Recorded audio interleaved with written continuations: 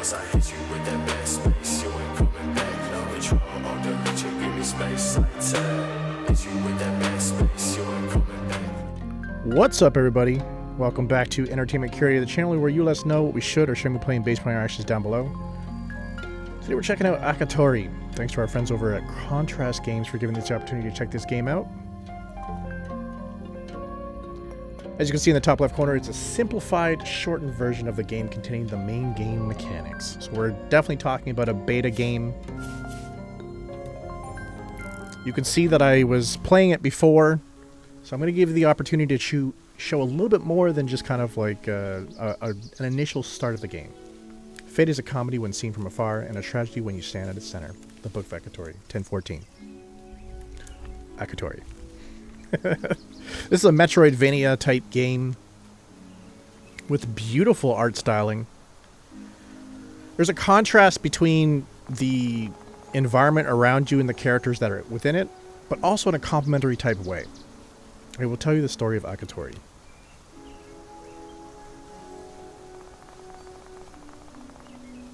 For me, it began in his temple. Basically jumping around on A.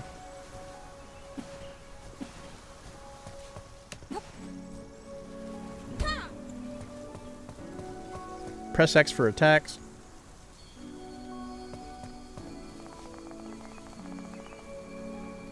I don't know why, but I always feel better after I sit by the guide stones. It's your opportunity to kind of rest, get your health back. I initially thought this was going to be a Souls-light type game, but it's not. That's just for your health. A is on jump, as like I said. Mako, are you okay? The meditation helped. By Akatori's fury, there have been so many more Amber Stones lately. Anyway, there are soldiers here and they must reach the Amber Castle as soon as possible. They're waiting for you in the square with the Master. And be careful. Bao has left trash of the beasts again. I'm going. Oh, come on, Mako. The world wouldn't come apart if you spared a few thank yous. To Amber with you. Off you go. Yumi is not happy with us. You have an uppercut. You can pop him into the air and then attack forward and kind of move him along. And an air dash on B.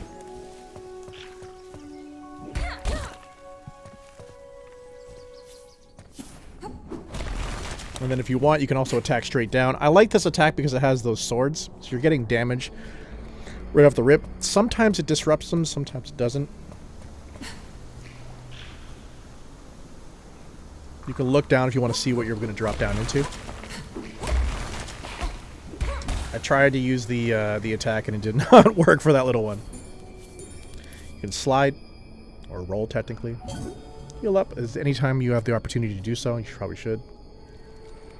You can swim and dash underwater as well through different items. The dash we're going to be using is whatever through this electric plants.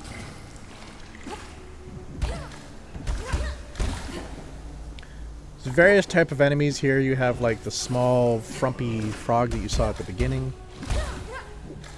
This plant.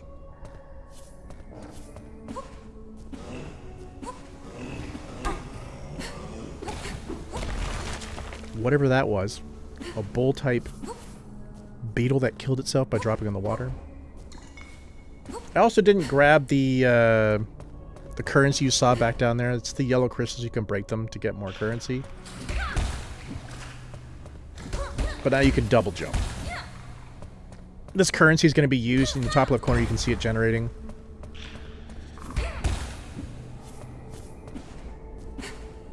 Up to 671. You can go to a merchant, buy potions.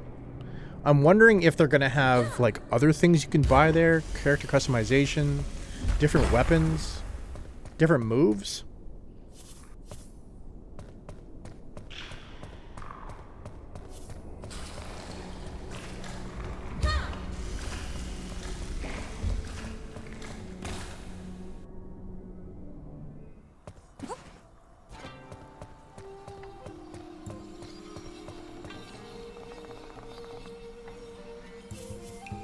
There were many more adventures and drama after that, but we'll keep that a mystery. I'm assuming the dev put this in to kind of skip things through in the beta to kind of get you to key parts to showcase the majority of the game. This is where we jumped, like monkeys, glided like dragons, and fought like tigers. Did you notice that I said we?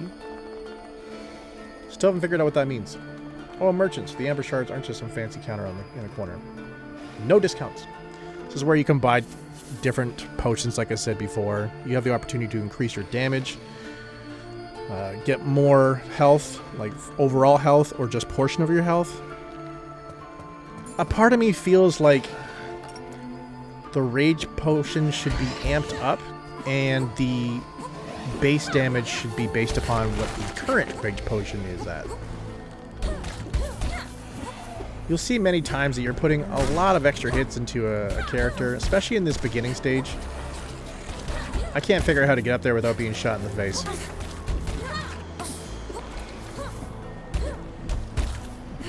This continues to showcase the characters you get to see. You can dodge, which, if you've seen me on Mio on stream, I am horrible at dodging. And it doesn't change here. I get hit in the face constantly. I put too much, I guess you say, faith in the dodge, and don't do it at the right time. You notice at times that when I'm bouncing around, I'll hang on the wall. So you can actually hang on the wall to continue your vertical ascent. It's timed, of course. You will begin to slide. Similar to Celeste. Now we have the glider. You can use this to get from, like, you know, left to right, but also slow your descent, which I'm not doing, and just dropping like a rock. I can see how this would be really beneficial for different type of platform mechanics that they could add on. Especially, you can see there's a gust of air on the far right side.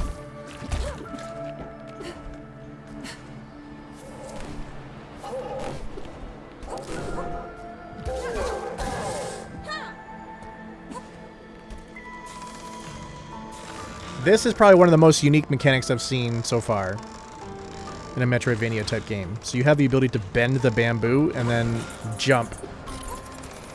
And it gives you like a slingshot jump so you can get further. You can also slingshot yourself into shards and then also into a pit. They also have certain enemies that like to grab onto those bamboo and move around. You'll see that in a bit.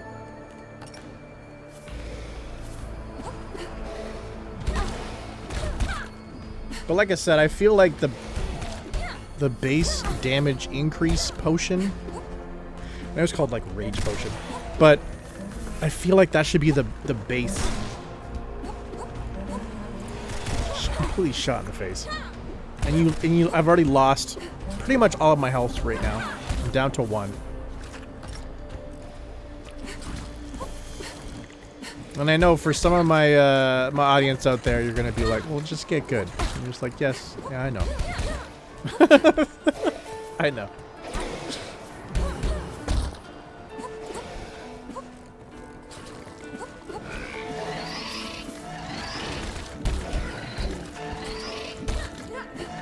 That frog there reminds me of the plants in Neo. Except the plants in Mio are unrelentless. They attack you and just beat the crap out of you. These ones are a little bit slower, and then there's times where I feel like the frogs actually help you change your elevation.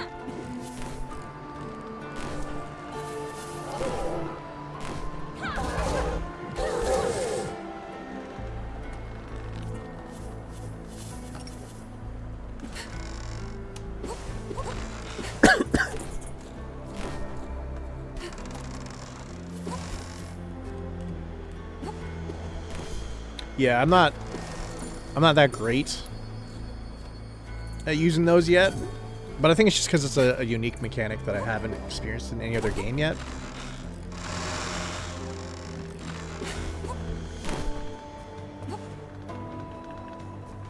You gotta pull back left and right to kind of bend it, and then when you're just about to go the other way, that's when you jump, but bending from the opposite side, like flinging, right?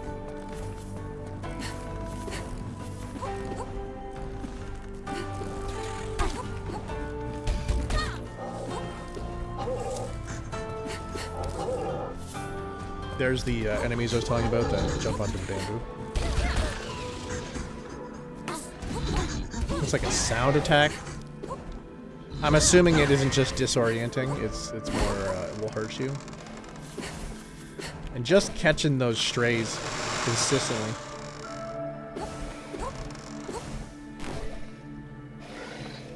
And just failing at that over and over again.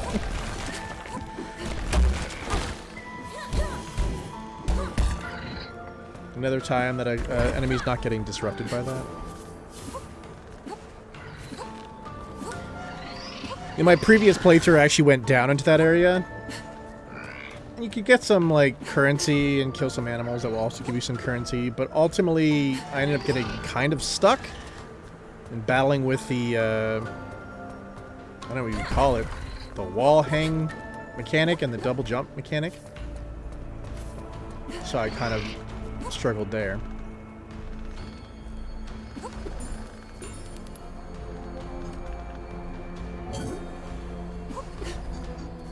Healing up whenever you can.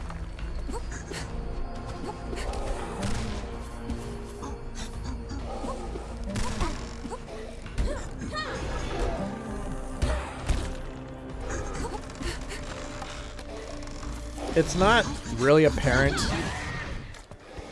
where you can wall hang and where you can't. And like I said, with the current setup in the game, you end up buying everything anyways. Which I don't know how I feel about that, because it makes me feel like if they were to add different potions, which I'm assuming they will, you'd have to pick between standard progression, which would increase the difficulty of the game immediately. Just not sure why I'm not actually grabbing that platform. And I need that because I need to be able to pick up these pickups. So now you can throw stuff, whether you're trying to throw it at an enemy or throwing it to move a lever.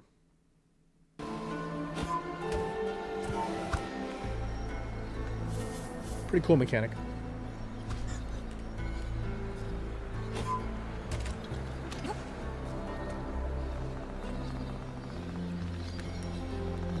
What's that up in the sky? Alright, we'll figure it out later.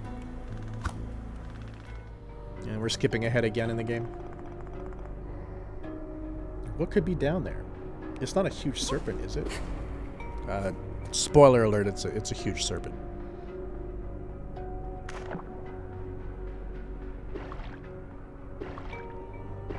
Swimming in this game works perfectly fine. The only issue that I had with it was I am dying. You can see in the top, my stamina bar is turned into, I guess, an oxygen bar. And I'm drowning in a couple seconds. Some of these, I guess, coral are impossible for me to not ignore, but avoid. But thankfully, the damage you get from them is very low.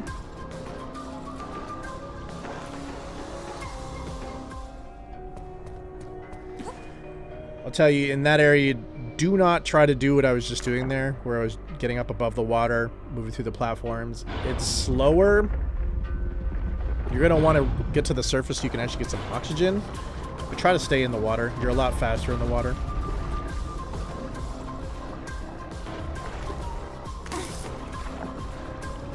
Again, unavoidable.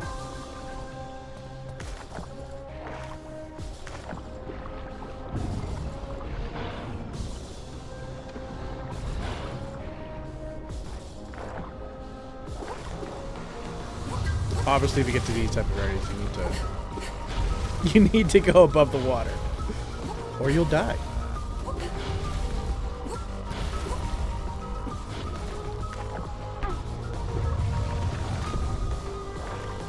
That's 100% avoidable. You do not have to get hit by that.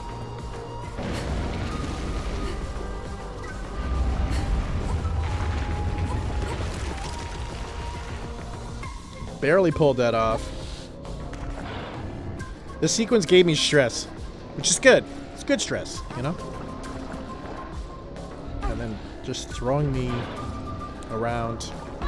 Those big spikes hurt. And that one just threw you right into the end. So overall, I do like this game. I like where it's going to go. The aesthetic of it is great. The moves are, you know, there's enough there. You also have the ability of a new bar on the left side, which I was talking about. Not sure what that's going to be used for, either mana or shooting fireballs or something like that. The only big gripe that I have is the controls. The controls aren't as snappy as you would have on Neo or Hollow Knight or Celeste, and when it comes to these games, you need that snappy nature. And I'm not saying they're abysmal or horrible controls overall, but they need a je ne sais quoi, a little bit more snappy, and this game would be a banger. But that's my thoughts. If you want to see me play more of this either on stream or in another recorded video, let me know down below. But until next time, whether you guys are online or offline, stay focused and get yours. See ya.